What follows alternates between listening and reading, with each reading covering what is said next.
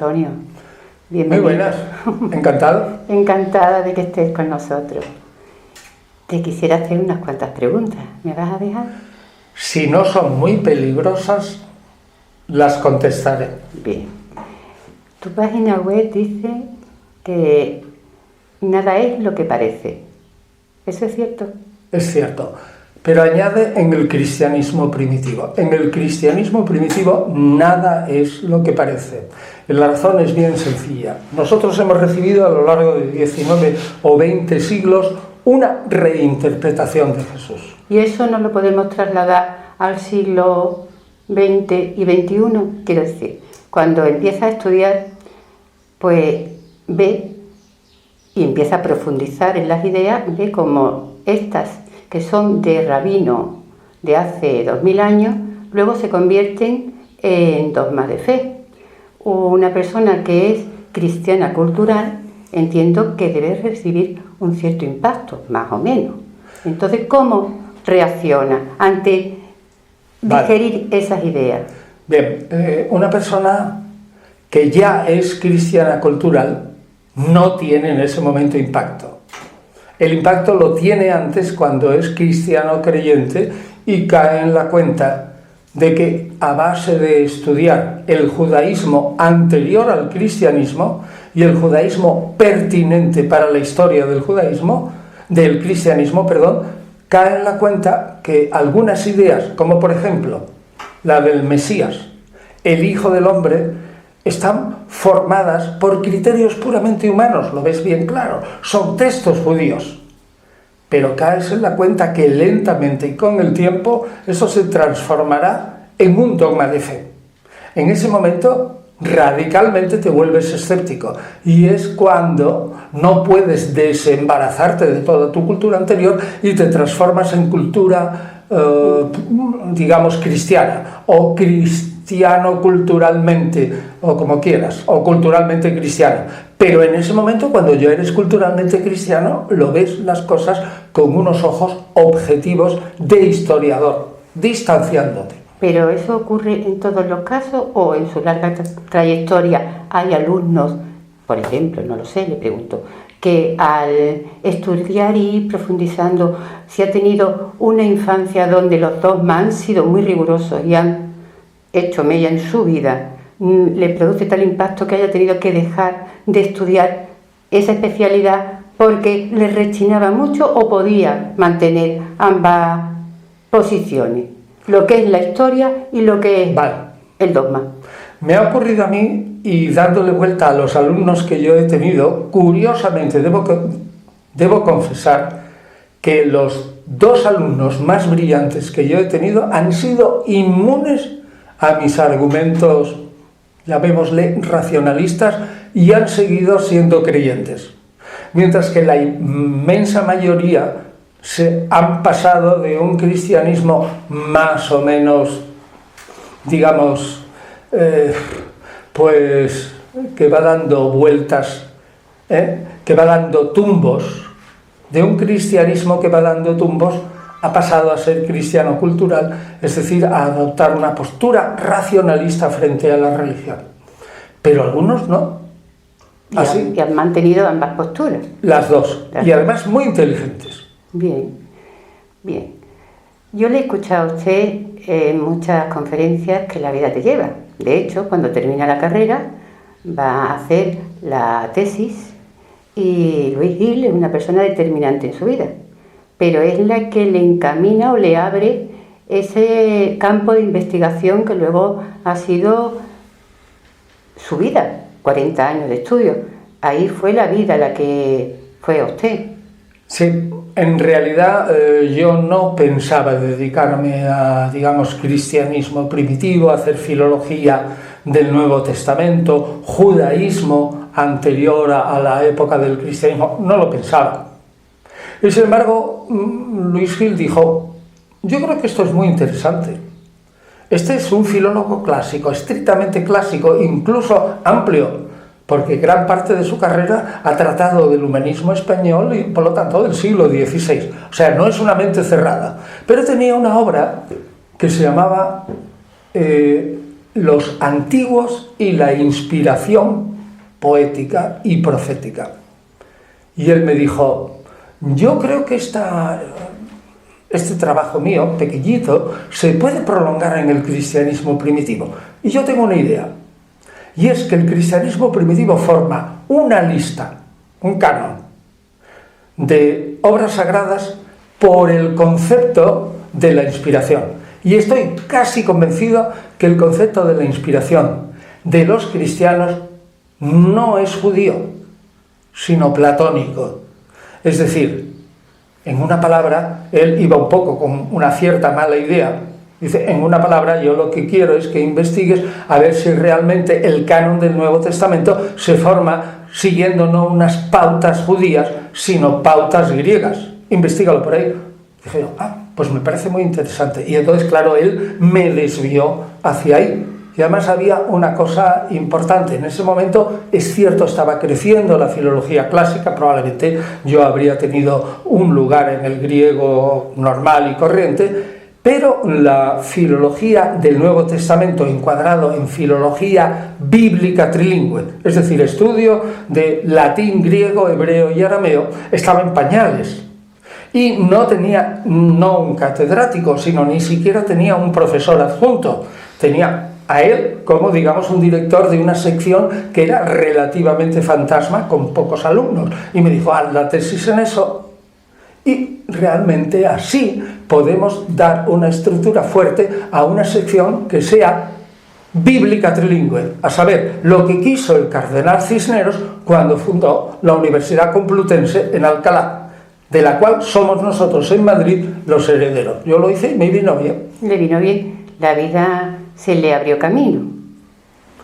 Bueno, yo puedo decir que sí, hice la tesis al 70-74, la hice en Alemania fundamentalmente, pero con una buena vista.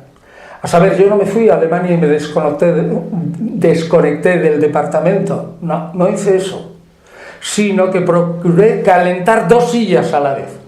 Estaba en Alemania, volvía aquí, estaba 6 meses allá, volvía 4 o 5 meses aquí, si era el verano estaba más tiempo allí, que eso no contaba, de tal manera que luego, aunque hice yo la tesis fundamentalmente en Alemania, clásicas y toda esta parte de teología, había pocas bibliotecas en España en el año 70, en Alemania, sin embargo, aquello era una riqueza tremenda. Yo ya había aprendido alemán mucho antes, cuando había hecho la carrera, es decir, que para mí ir a Alemania no era problema. Y entonces, pues, efectivamente, fui a Alemania, hice la tesis y al llegar aquí me encontré con que la vida se abría. Terminé en el 74 la tesis y puede decirse que no tardé mucho. En 4 años completos saqué ya la adjuntía, 78. Y luego, ya en el 83, o sea, 5 años después, se consiguió, fue Luis Gil el que pidió al ministerio, que fue curioso.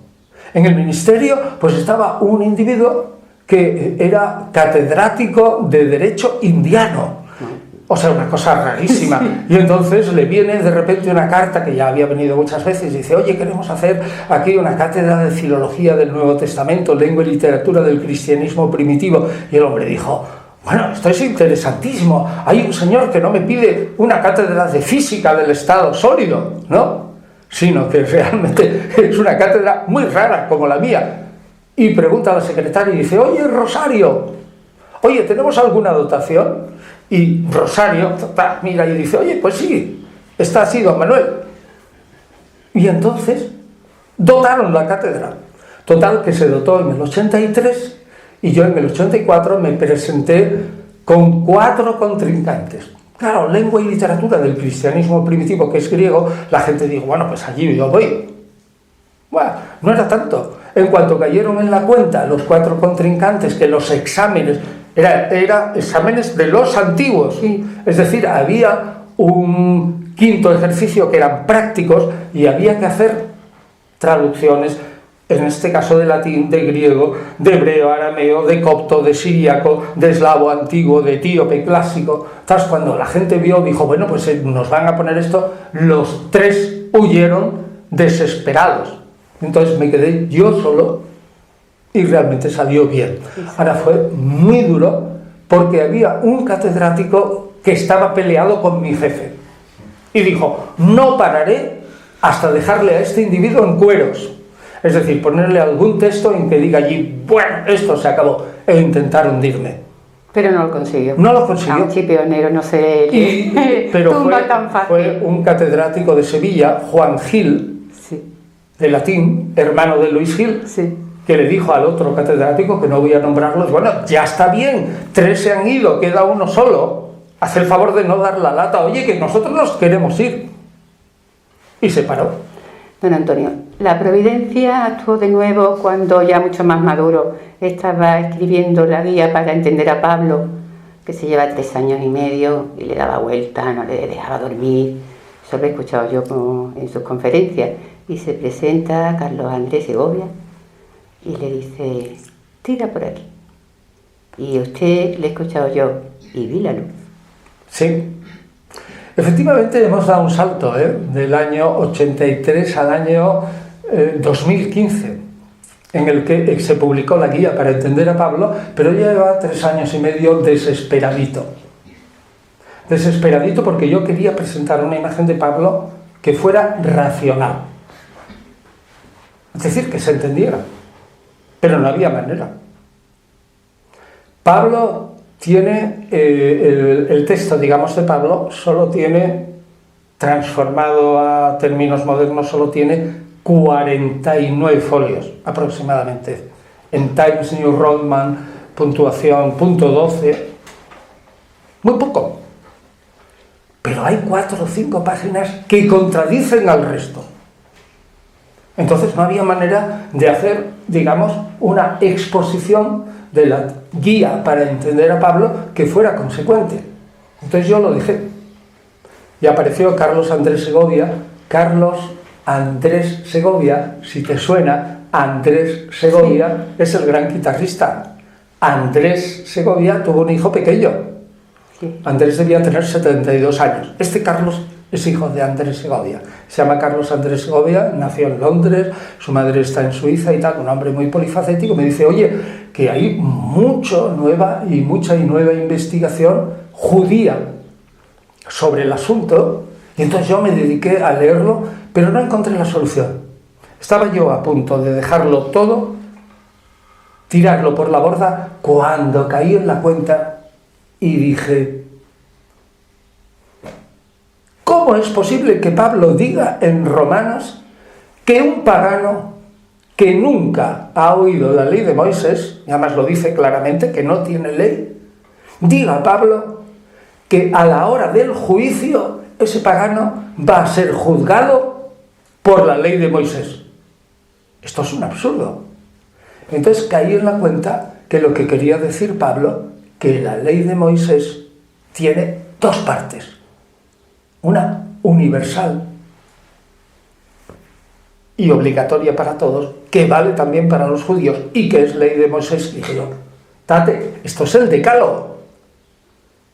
Y otra parte que es la ley de la pureza, la impureza, los alimentos, la circuncisión, que es solamente para los judíos. Entonces salí corriendo y se lo dije a Carlos Andrés Segovia y Carlos dijo, esta es una idea interesante. Muy interesante. Pero en el entretanto, como no encontrábamos la solución, Carlos defendía algunas posiciones que eran más del judaísmo moderno, son muy revolucionarias, y yo defendía una posición, digamos, un poco más equilibrada. Los judíos ven a Pablo solo un judío, y yo veía a Pablo un judío y un griego. Entonces, lo que hicimos durante ese tiempo fue muy interesante, mantener una correspondencia epistolar, correo electrónico, en el que discutimos todos los pasajes de Pablo difíciles por escrito. Bueno, eso es inenarrable. Pero llegó a un momento en que una idea que habíamos tenido al principio, Carlos y yo, decir, hombre, pues mira, vamos a hacer una guía para entender a Pablo, presentando yo la posición judía y tú una posición intermedia, se demostró que era demasiado radical. Y entonces él dijo, renuncio, y yo pues realmente quité algunas partes y entonces escribí yo solo la guía.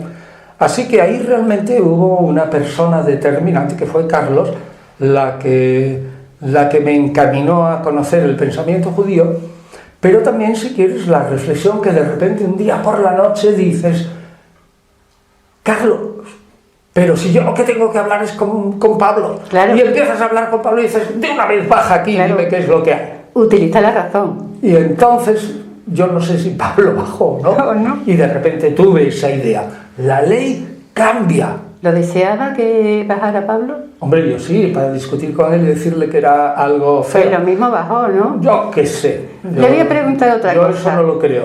No pero, lo creo, ya lo sé porque es no, muy racional. Pero, ¿cómo se explica lo de la artrosis?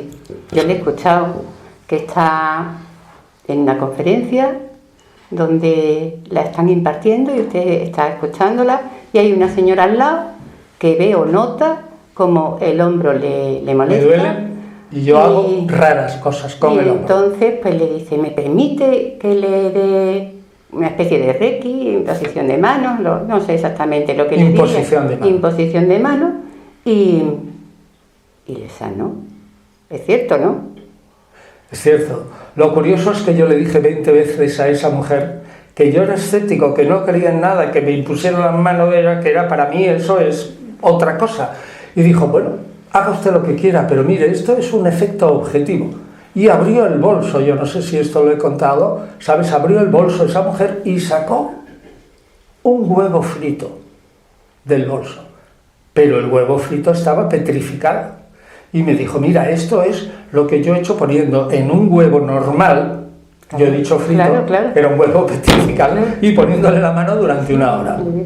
Bueno, yo empecé a poner una cara y mirar así, y como vio que yo dudaba, abrió el bolso otra vez, y ¿sabes qué sacó la mujer? Sacó un filete del bolso, y el filete estaba petrificado. Y entonces me dice: mira, yo puse la mano así en el filete, pero esto me costó 7 horas.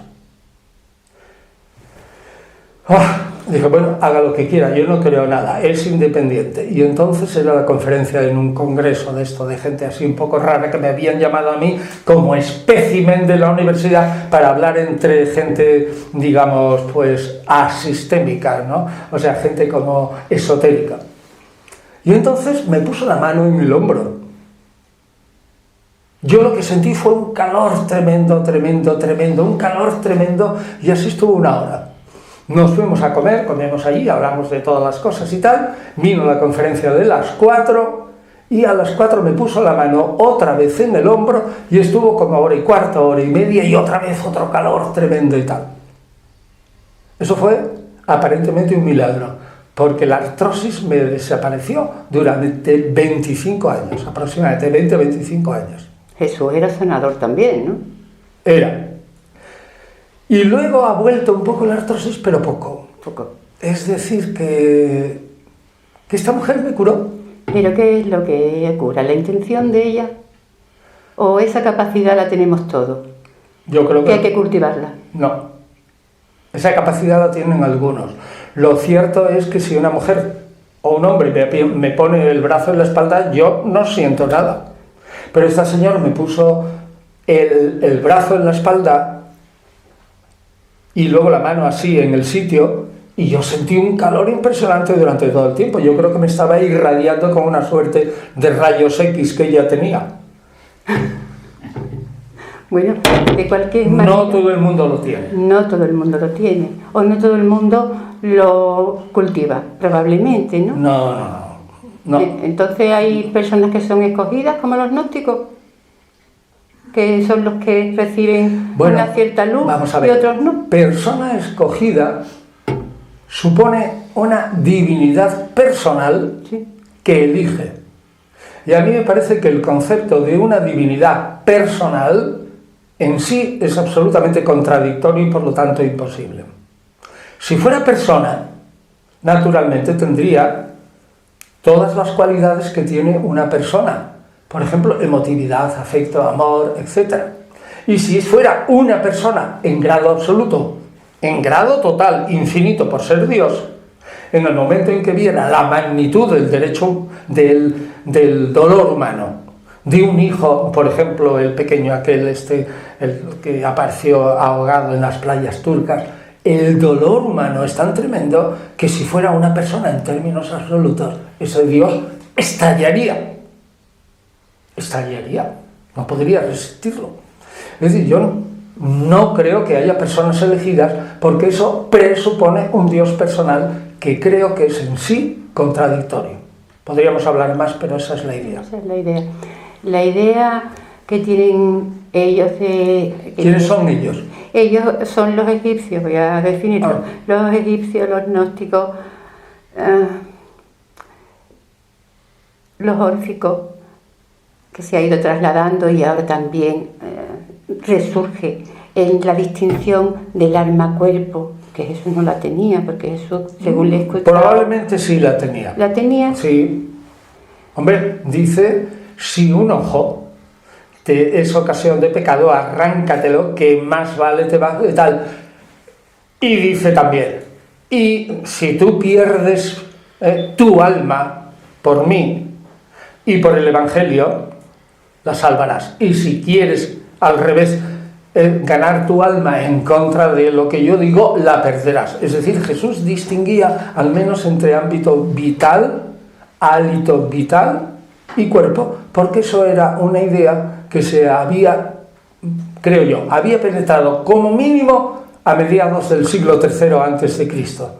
Es decir, que entre el 323, cuando muere Alejandro Magno, y el 260, que escribe el Eclesiastés, una obra terrible en la que afirma que el hálito vital de un perro es igual que el hálito vital de un ser humano, y que probablemente, él no lo dice seguro, pero probablemente dice lo mismo, que muere el perro y no hay nada, pues muere el ser humano y no hay nada.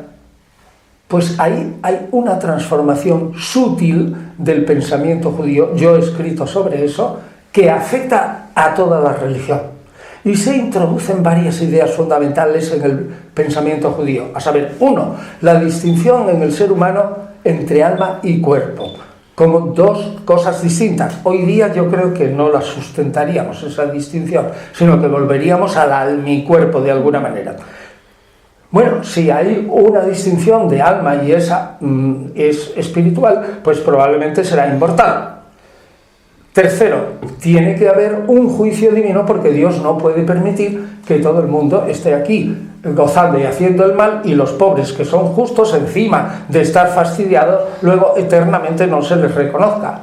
O sea que tiene que haber premios y castigos. Todo eso es un pensamiento griego, desde el siglo VI antes de Cristo.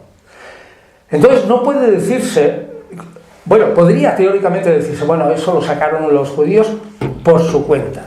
Pero tenemos elementos suficientes como para saber que desde aproximadamente el año 300, la invasión del pensamiento griego, con colonos griegos, con comerciantes griegos, con viajantes griegos, en Israel fue igual que en otros sitios. Es decir, que a los israelitas que ya habían predicho y presupuesto, por ejemplo, en Isaías o en Ezequiel, que tiene que haber de una manera oscura un mundo futuro y una resurrección, de repente vienen los griegos y le dan la solución. Entonces esa religión absorbe esa idea y la incorpora. Ahora bien, cuando Jesús en el siglo I habla de la distinción alma y cuerpo, del juicio final, del mundo futuro, de las penas y de los castigos, está totalmente convencido de que eso es un pensamiento judío. Es decir, Jesús no sabe que ese pensamiento judío es conformado o está conformado por una mentalidad filosófica griega. Del mismo modo que cuando los judíos en el siglo I hablan de normas de moral social, pueden pensar que son normas judías. Pero como nosotros tenemos esas mismas normas del siglo IV antes de Cristo en listas estoicas de virtudes y de vicios, sabemos perfectamente que los estoicos desde Siria iban allí y en el mercado no había radio, no había televisión. Si una señora iba a comprar una lechuga y tenía todo el día para hacer la comida, la casa no había que limpiar mucho, pues se encontraba con uno allí predicando, ¿no? Un cínico, un predicador cínico o un estoico, y le lanzaba la vida moral, es esto y lo otro y tal. Pues eso entraba dentro del pueblo. Pero siempre es un Dios. Pero Jesús creía que eso era judío. Pero es judío-greco. Judío-greco. De todas maneras es un Dios exterior, un Dios externo.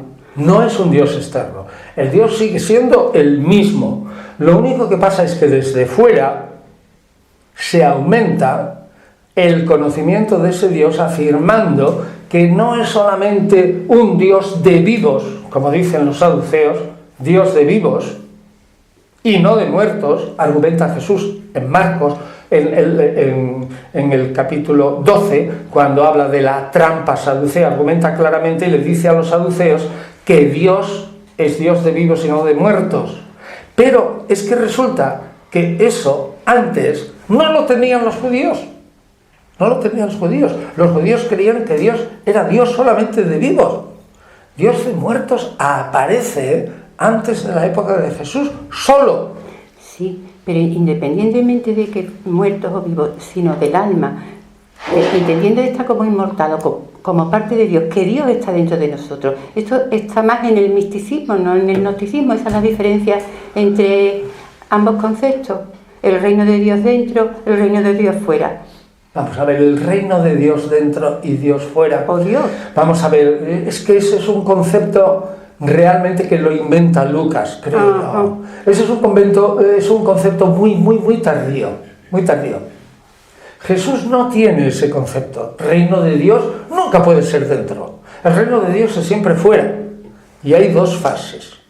Un reino de Dios en la tierra de Israel y un reino de Dios en el paraíso futuro.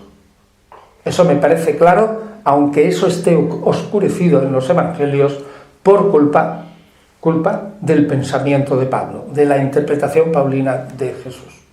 ¿Vale? Pero una vez que tienes esa idea, realmente el concepto del reino de Dios, sea futuro y sea interior, solo puede nacer cuando uno cae en la cuenta, que es seguidor de Jesús, que tanto Jesús como Pablo se han equivocado al predecir que el reino de Dios vendría inmediatamente. Se han equivocado, nunca vino. El reino de Jesús dijo, no tardará una generación en venir el reino de Dios. Pasó en la época de Pablo, más de 50 años, si Jesús murió en el año 30 y Pablo muere en el 64 y Lucas, el autor del tercer evangelio, escribe, por ejemplo, en el 90, han pasado 60 años. Ya es más de una generación.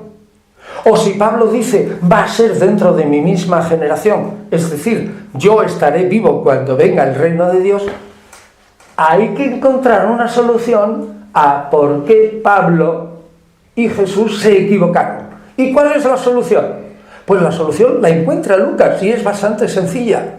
Es pintar una escena en la que Jesús le dice a los fariseos que el reino de Dios está realmente dentro de ellos y que lo único que tienen que hacer es buscarlo.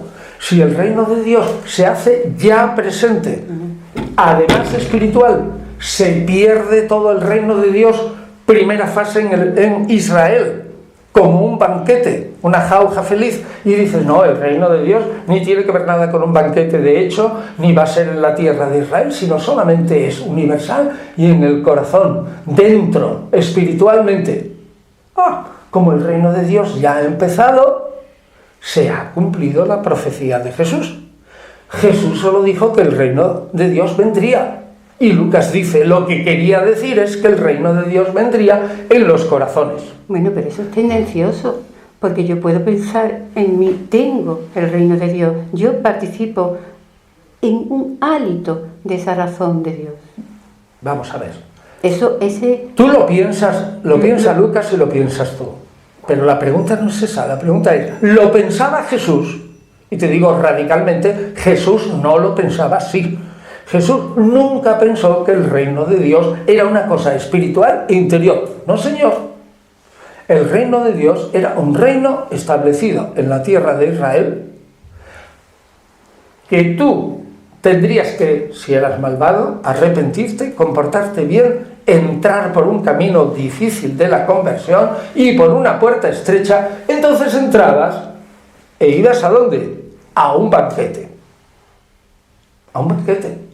La prueba es que el libro del Apocalipsis, que es un seguidor judeo-cristiano de Jesús, pero auténtico, y en eso poco influido por la teología paulina, en el capítulo 20, dice claramente que habrá un reino de Dios sobre la tierra y que ese reino durará 1000 años.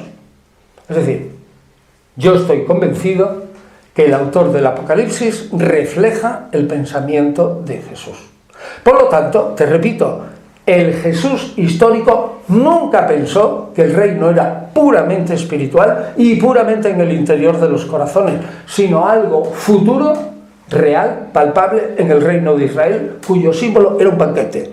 Interprétalo como quieras, pero un banquete es lo que otros judíos más tarde, por ejemplo, en la historia de los recabitas, que son unos señores sucesores de Recab y que se ven perdidos en una isla ahí desierta y tienen como el reino de Dios y describen como el reino de Dios porque ellos están aislados del mundo y describen que el reino de Dios, pues eso es un banquete perpetuo. La tierra da un montón de frutos, no tienen que trabajar y viven felices y contentos sin enemigos. El reino de Dios es lo que dice el anónimo autor del Apocalipsis siríaco de Baruch, segundo Baruch. Y dice claramente, el reino de Dios será en la tierra de Israel. Y la tierra será tan feraz, y entonces se exagera. ¿Qué dice? Cada vid tiene 1000 pámpanos. Está hablando metafóricamente. Cada pámpano tiene 1000 racimos. Y cada racimo tiene 1000 uvas. Y una uva dará 12 medidas, o sea, será tan grande que al estrujarla da 12 medidas de vino. Es decir, naturalmente está hablando metafóricamente, pero quiere decir que aquello es una jauja feliz. Es decir, tenemos ideas suficientes que los judíos en la época de Jesús pensaban, como lo pensaron los profetas de ese antiguo, que el reino de Dios sería en la tierra de Israel, y Jesús eso es lo que piensa. Por lo tanto, si tú me dices, es que yo pienso, esto es la mística, que yo, claro, el reino de Dios es interior, yo te puedo decir, muy bien, piensa lo que quieras, Julia, lo que quieras, pero ese no es el pensamiento de Jesús. Yo no digo eso, que sea el pensamiento de Jesús. Ni el de Pablo. Bueno, Pablo dice, ama y haz lo que quieras, luego lo recoge San Agustín. San Agustín es un místico. ¿Cómo? No dice estrictamente, pero dice algo parecido. Habla de la ley del amor como la ley del Mesías. Pero vamos, te lo admito porque luego lo recoge San Agustín. Pero bueno, ama y haz lo que quieras. Pero eso no tiene que ver nada con un reino puramente interior. Lo que te quiero decir es que la diferencia está en que el reino transforma de repente, caen las estrellas. Marcos, capítulo 13, caen las estrellas, guerras, hambrunas, no sé cuánto y tal, el mundo se cambia y de repente se implanta en el reino de Dios y allí, para los escogidos, que son unos pocos, hay un banquete. Ese es el pensamiento de Jesús, digas lo que digas. No, si yo digo lo que usted dice. Bueno, pues entonces realmente no es un reino interior y espiritual. Pero quizás no me haya explicado bien. Lo que le quería preguntar era si existe que cada persona puede sentir dentro ese reino de Dios, ese Dios, esa llama divina, esa pequeña razón cuando haces la meditación, cuando esa conciencia que se va revelando y que te une. ¿Hay posibilidad de unirse con el todo? Bueno, yo no puedo negarlo, ni Jesús tampoco lo negaría, porque Jesús también era un visionario. Un visionario es como cuando en el capítulo 10 de Lucas, ¿no?, vuelven los 72 discípulos que dicen, Jesús, estupendo, hemos tenido un éxito en la predicación y resulta que dice Jesús, magnífico, ya lo sabía, he visto a Satanás que caía del cielo como un rayo. Eso dice el texto de Lucas en el capítulo 10. Bueno, muy bien, Jesús era un visionario, entonces probablemente era un místico, ¿vale? De acuerdo, muy bien. Pero eso es una idea suplementaria. Tú puedes ser un místico y además sentir el reino de Dios, el calor de Dios en mis corazones y bla, bla, bla. Pero no hablamos de eso. Cuando los profetas de lo que hoy llamamos el Antiguo Testamento, la Biblia hebrea, hablan del reino de Dios, nunca hablan de eso. Nunca, jamás. Anda, búscalo. Lo que hablan es del dominio de Israel sobre todas las naciones. Y una vez dominada, Israel es la jauja feliz.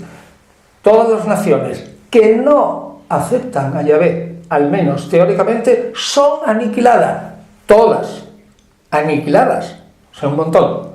Y alrededor de Israel hemos quedado, la tierra es así, redonda, pequeñita y plana, y alrededor de Israel hay un montón de naciones que dicen, cualquiera se levanta aquí y le dice algo contra Yahvé porque viene Yahvé y pega 4 rayos y me liquida.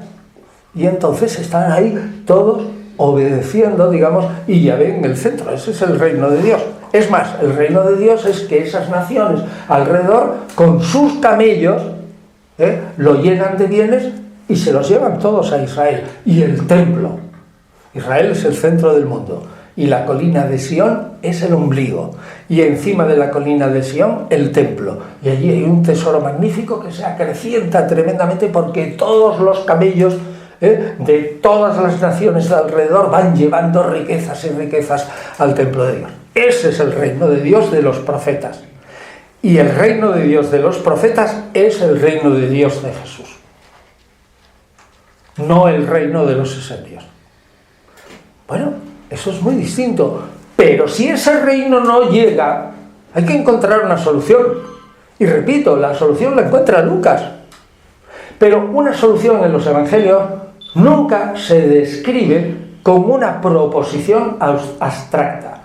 No escribe Lucas, el reino de Dios, no lo interpretéis como si fuera el reino en la tierra de Israel, sino tal. No, lo que describe es una escena. Jesús peleando con los fariseos y Jesús que le dice, oye, que el reino de Dios está dentro de vosotros, buscadlo. Y por medio de una escena literaria, ¿no? Se intenta decir que si el reino de Dios está dentro de vosotros es que ha llegado ya. Si yo afirmo, fíjate la cosa, aquí está la clave. Jesús sostiene que el reino de Dios no ha venido todavía, es una entidad futura. Pero que va a ocurrir pronto, pero es futura. Pero si tú dices, no, Jesús decía 2 cosas, es futura, sí, en su realización plena, pero ya ha empezado en el presente. Eso es un cambio tremendo. Si ya ha empezado en el presente, yo puedo esperar a que venga la realización futura 5.000 años. ¿Sí o no? Sí. Lo resuelvo todo. Eso lo resuelve Lucas. El primero, creo yo. Es el primero que dice con toda claridad que el reino de Dios ha empezado ya. Si tú aceptas que el reino de Dios ha empezado ya, has resuelto el problema de que Jesús se equivocó y Pablo se equivocó. Ya está resuelto. Y en relación a un tema un poco más personal, yo le he escuchado que el alma le da forma al cuerpo. Vale. ¿Cómo es exactamente eso? Bueno, ¿Qué significa esa frase? Vale, esa frase no tiene que ver nada con el cristianismo. No, ya vamos a dejar el cristianismo. No, esa frase tiene que ver con Aristóteles. Un autor que es bastante más bueno de lo que parece. Todo el mundo dice Aristóteles lo que hizo fue contradecir a Platón. No es verdad. Aristóteles criticó severamente a su maestro, pero en el sentido de decir, voy a salvar lo más posible de esta doctrina de mi maestro, que me parece que está muy bien. Y entonces hizo un sistema nuevo. Tanto Platón como Aristóteles, atención a esto, interpretan lo que ven en el mundo y lo reducen a un sistema, es decir, algo que explique lo que es el mundo y el hombre en su posición en el mundo. Pero, atención aquí, ninguno de las dos, ni Platón ni Aristóteles, darían una dracma por afirmar que lo que ellos afirman como sistema global o sostienen es absolutamente la verdad. Lo único que dicen es, creo que esto, conforme a lo que yo veo, explica esta teoría que yo estoy montando, que la diré ahora, explica bastante bien el mundo, el universo, las estrellas, los animales, todo el conjunto del cosmos y el hombre ahí, y lo explica bastante bien. Bueno, entonces, ¿cuál es la teoría? La teoría de Aristóteles es, y esto viene para explicarlo, es necesario, ¿no? La teoría de Aristóteles es, el mundo es absolutamente eterno. Toda la materia es eterna. Eso lo tenían todos los griegos. Los griegos pensaban que no había razón ninguna, que si el mundo había existido un segundo antes de ahora, con toda su perfección, no se ve por qué no podría haber existido un segundo inmediatamente antes. ¿Sí o no? Sí. ¿Y por qué no un segundo inmediatamente antes? Y entonces eso lo prolongas ad infinitum y entonces dice, bueno, la materia es eterna. Y probablemente tienen razón. La materia es eterna. ¿Y de qué se compone la materia? Entonces lo mira él y dice, pues la materia se compone de materia y de forma. Es decir, una materia, que es lo que vemos, y algo que le da la forma a la materia, es decir, que toda la materia que puede ser homogénea, sin embargo, tiene forma de nube, de agua, de tierra, de árbol y de todas las cosas y tal. Y entonces el hombre, Aristóteles, piensa que el mundo, compuesto así fundamentalmente de dos cosas, desde siempre, pues hay distintas causas que lo componen. Pues es uno, pues sobre todo él se fija en la causa eficiente y la causa formal. La causa eficiente es por qué algo como esta esta mesa ha llegado a ser mesa, pues porque ha habido alguien que la ha concebido, la ha dibujado y luego la ha moldeado. Pueden ser varios. Y la causa formal es la idea que tiene quien conciba esta mesa, que antes lo ha tenido el dibujante de esta mesa. Ha tenido ya la idea en la mente y luego lo plasma en el dibujo y luego viene el orfebre y lo plasma en metal o lo que sea. Y entonces dice Aristóteles, la causa formal es aquella que realmente impulsa a la materia a adquirir alguna consistencia. Aristóteles se traslada a un momento abstracto en que la materia es puramente inteligible y la forma es puramente inteligible, no son realidades. Y él afirma que la materia y la forma se unen, y cuando se unen algo de materia y algo de forma es cuando se constituye el universo. Y entonces él dice, la materia, que es universal, aunque puede transformarse según la forma, si le invade una forma muy elemental que es de piedra, pues se ve como una piedra. Si le invade una forma superior que es de agua, pues se ve como agua. Si le invade con una forma superior que es de cetáceo, pues se ve como un cetáceo. Y realmente, digamos, atribuye toda esa progresión desde la piedra al cetáceo, después al pez, después al ave que vuela, después al mono, después al hombre y después a las estrellas, lo atribuye a que la forma es una explicación teórica del universo, es como Dios, que está al final y es como un aspirador que está trayendo a la materia así, hasta darle más forma. De tal manera, fíjate, que él dice que la forma absoluta es Dios. Pero ojo, él dice que todo lo existente consta de materia y forma. Si resulta que Dios es la forma absoluta y no tiene materia, Dios no existe. Lo único que es algo intelectual que me vale a mí para explicar. Bueno, entonces una vez que sabemos que la forma está atrayendo y que realmente el mundo está constituido por una especie de evolución eterna desde la piedra hasta las estrellas, que es el fuego puro, digamos como el espíritu. Él se imagina que las estrellas es muy superior al hombre, como una especie de inteligencia especial que se transforma en fuego y que es casi Dios. ¿Vale? Pues entonces él dice, el ser humano es materia, pero si el ser humano, esa materia, adquiere, digamos, un alma de varón, se transforma en un varón.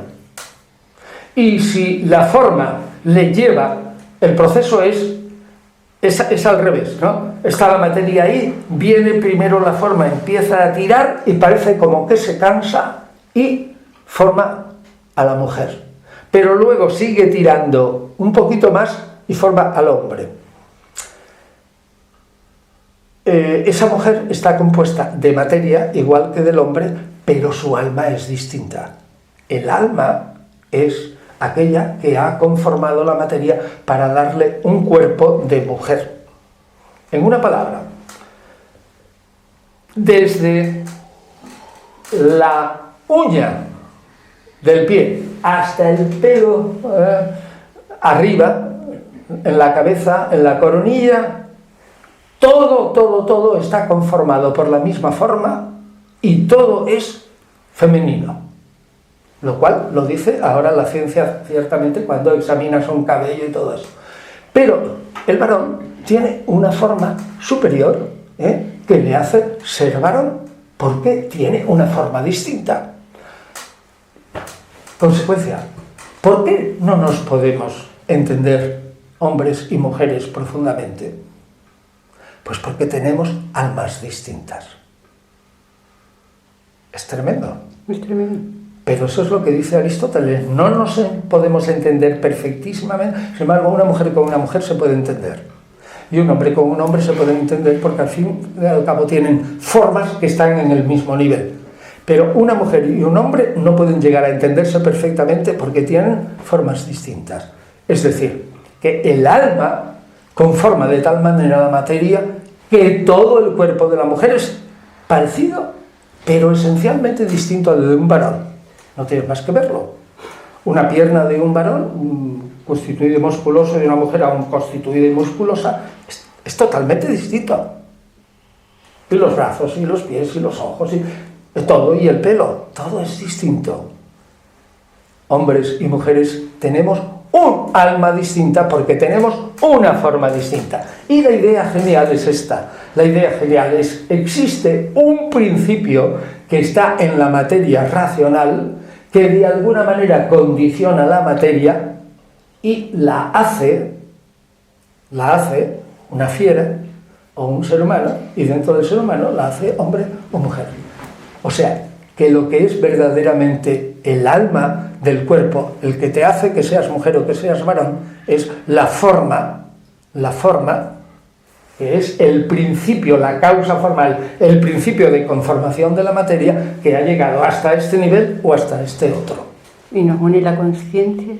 Y la conciencia es igual, pero también inferior.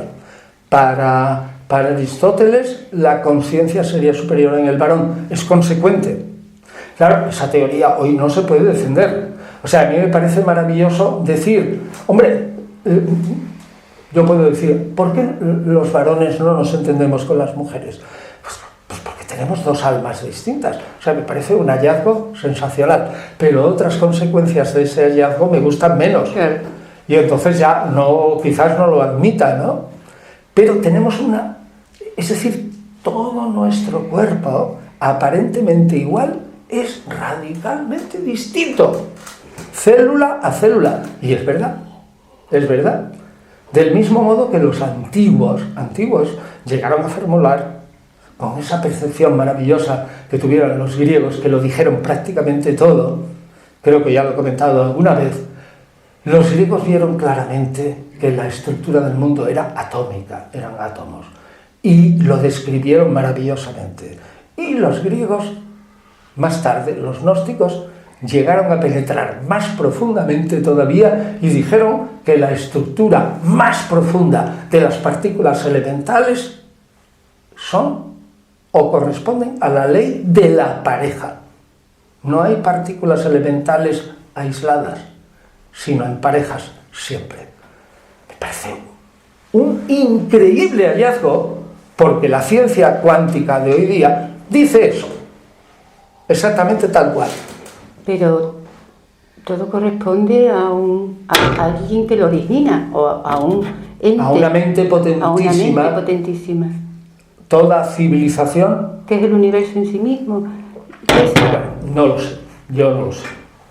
Solo sé que toda civilización nace, crece, llega a un máximo y muere. Eso ya lo dijo Arnold Toynbee en su estudio de la historia. Entonces, también a Europa, por ejemplo, le puede haber llegado, o a la civilización occidental, lo mismo que le llegó al Imperio Romano, nació, creció, se extendió y de repente en el 476 va y se derrumba, con una gran velocidad, a gran velocidad. Lo mismo nos puede pasar a nosotros ahora en Europa. Sí, nos puede pasar. De hecho, yo creo que hay una civilización ahora mismo muy decadente en relación a lo que es el mundo material y un resurgimiento del humanismo. No, yo lo que diría, hay una civilización cada vez más faccionalista, más individualista y con una pérdida del sentido global. Más faccionalista. Pero eso no es bueno, ¿no? ¿Que no es verdad? No. Faccionalista es el regionalismo, el nacionalismo, la pérdida... Lo que he querido decir, o he dicho, es que eso no es bueno. Es necesario, creo, que tengamos un mundo global, que nos sintamos sin duda alguna. Esa es la progresión natural de la humanidad. Por lo tanto, una vuelta al faccionalismo, al regionalismo, al nacionalismo va a suponer la caída de nuestra civilización occidental y que aquellos que por su magnitud, pongamos China, forman un universo y no tienen faccionalismo, suban y crezcan a costa nuestra. Y nosotros, que estamos compuestos de una unidad muy endeble, si nos convertimos en facciones, probablemente nos hundiremos. Bueno, pues eso lo dice Aristóteles. Y eso es la cosa, ¿eh? O sea, que quedémonos con una idea. El ser humano tiene un alma, pero el alma es esa forma del cuerpo. El cuerpo y el alma están absolutamente unidos. La mujer y el hombre son totalmente distintos porque tienen un alma distinta. La incomprensión proviene de un alma distinta. Y es más, que tenemos un alma distinta unido formalmente al cuerpo, consiste en que si tú ahora mismo en el cerebro, la prueba consiste en que si en el cerebro límbico, el limbo, la parte más profunda nuestra, aún en el individuo más ateo, le pones los convenientes electrodos y le das unas corrientes eléctricas también convenientes, una vez pasado el experimento, ese hombre jurará y perjurará que ha visto a Dios, que se ha unido a Dios, que ha tenido experiencias místicas y todo esto y tal. Está producido por un efecto electroquímico, se ha hecho cambiar en ese momento la composición del cerebro. Y es evidente que es así.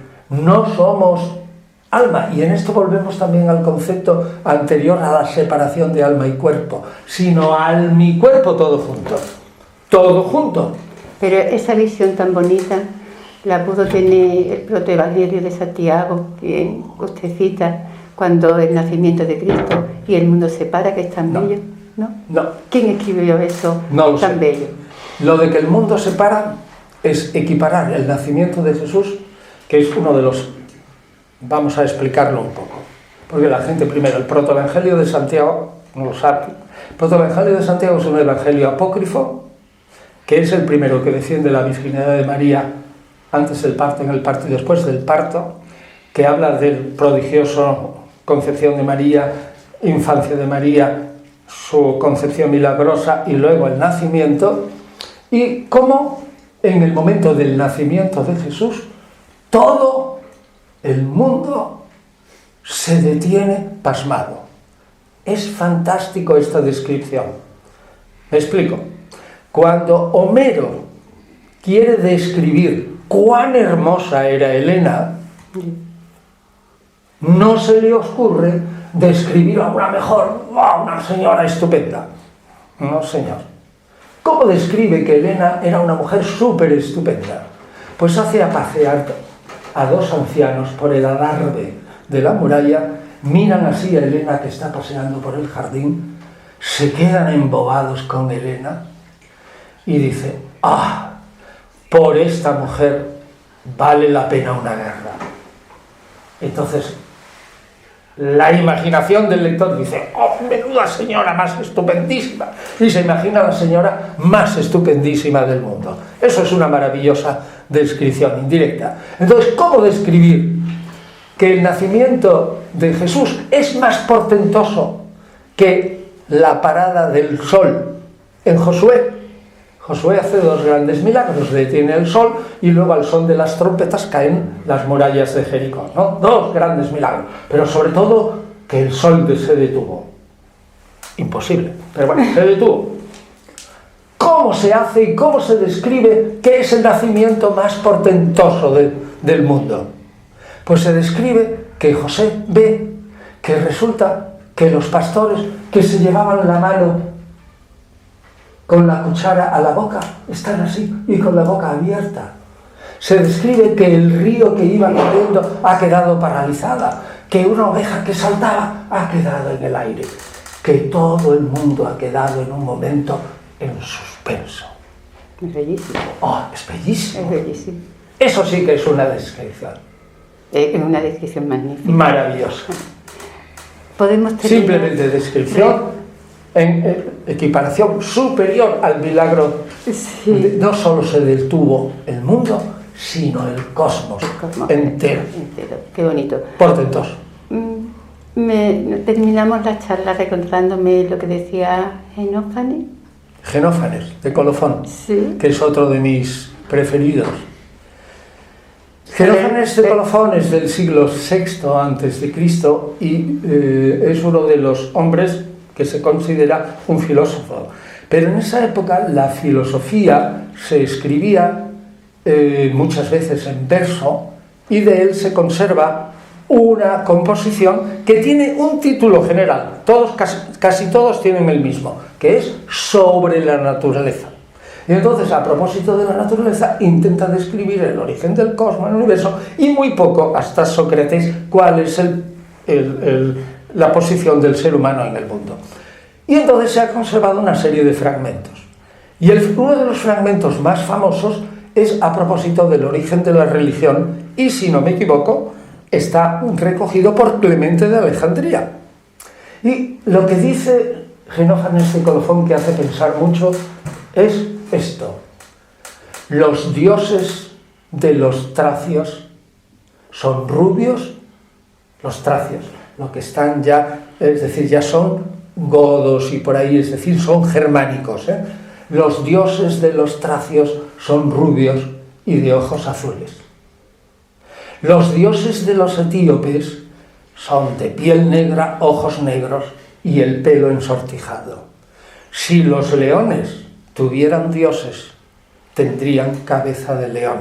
Y si los caballos tuvieran dioses, tendrían cabeza de caballo.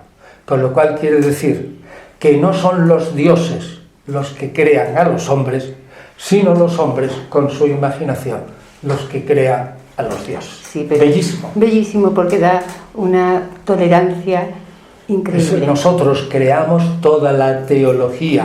La teología parte de hechos y la teología es un producto puramente humano.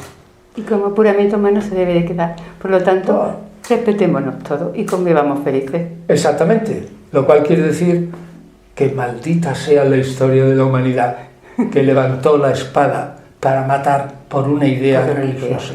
Tanto los cristianos como los árabes o como los chinos en fin, todo el mundo ha matado en favor de una idea religiosa que no es más que un producto de la cabeza humana, y sin embargo ha matado a su y abandonado unas ideas. Es una cosa terrible. Ridícula. Y ya lo dijo Xenófanes de Colofón: si hubiéramos tenido en cuenta este dicho y hubiéramos meditado sobre este dicho, habríamos visto que la pedagogía más elemental de la comprensión sería aceptar que la teología es un hecho humano, y hubiéramos discutido como personas, respetando a las personas y quizás discutiendo las ideas cortés y educadamente. Un placer. ¿Vale? Muchísimas gracias. Pues encantado. Hasta otra. Hasta otra, y que sea muy pronto. Vale. Gracias.